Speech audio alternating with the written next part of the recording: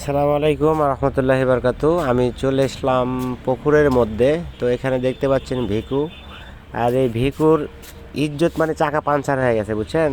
আমরা হয়তো দেখেছি যে আসলে ভিকুর চাকা কখনো পাঞ্চার হয় না, কিন্তু এই যে দেখতে পাচ্ছেন ভিকুর চাকা পাঞ্চার হয়ে একদম খুলে পড়ে গেছে। ঠিক আছে। তো আপনারা ভিডিও কে কোথায় থেকে দেখছেন, আর এরকম ভিডিও আপনারা দেখছেন নাকি জানি না, অবশ্যই কমেন্ট করে জানাবেন কে কোথায় থেকে ভিডিওটা দেখছেন।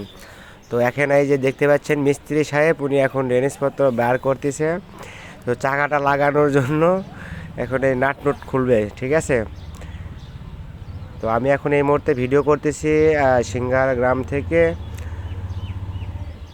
আমার ভিডিও যদি আপনাদের ভালো লাগে অবশ্যই ভিডিওটা লাইক কমেন্ট শেয়ার করবেন। সবাই ভালো থাকবেন। আসসালামু আলাইকুম ওয়া রাহমাতুল্লাহি ওয়া বারাকাতুহু।